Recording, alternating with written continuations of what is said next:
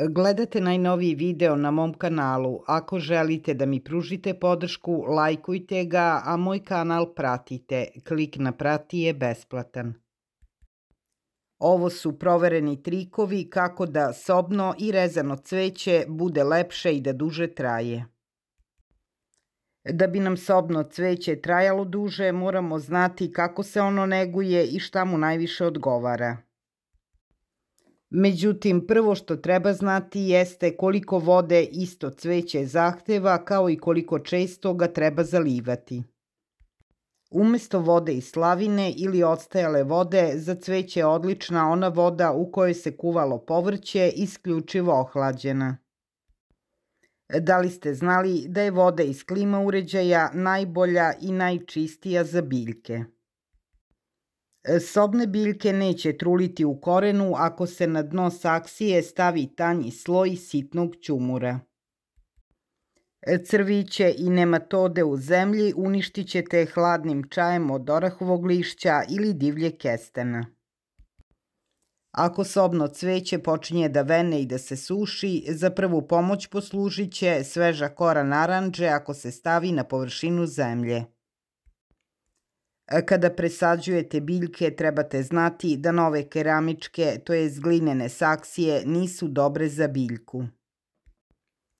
Njih treba 24 sata pre presađivanja potopiti u vodu, a ako su manje, zgodno ih je staviti u ključalu vodu. Sobno cveće zimi neće venuti ako biljka ima dovoljno svetla i ako je temperatura vazduha između 15 i 20 Celzijusovih stepeni. Biljkama tokom zime nije potrebna prihrana, sem za one koje očekujemo da će cvetati, kao što su ciklame, azaleje, kaktusi i druge biljke.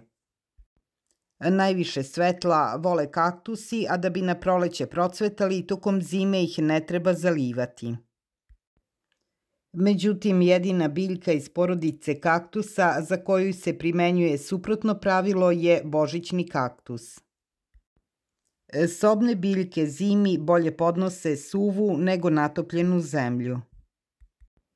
S tim što ciklame, azaleje i ostale koje zimi cvetaju treba zalivati na 2 do 3 dana. Kada se radi o prskanju cveća, povesti računa da li biljka to voli.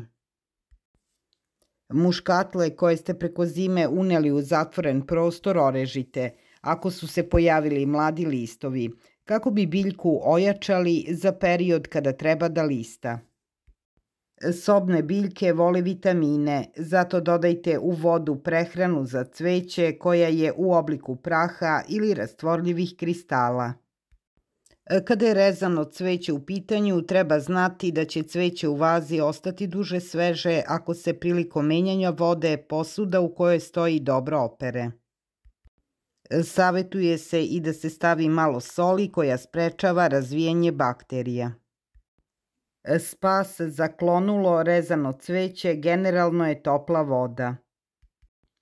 Takvu biljku treba staviti u gotovo kipuću vodu, pa ako se cvet uspravi, opareni deo drške orezati, a ostatak staviti u svežu vodu. Da li znate da rezano cveće u vazi nikada ne treba držati blizu voća i povrća? U određenoj fazi sazrevanja voće i povrće proizvodi etilen, bezbojan gas koji pospešuje otpadanje lišća, brže otvaranje cveta i savijanje peteljke. Rezano cveće će duže ostati sveže ako se celo potopi u vodu do same krune, kao što to rade u cvećarama. U dublji sud stavite strukove cveća sve do same krune i tako ih držite oko pola sata. Karanfilima svakog dana treba malo iseći stabljiku i to ukoso prilikom menjanja vode. Mimoze će vam duže trajati u mlakoj vodi.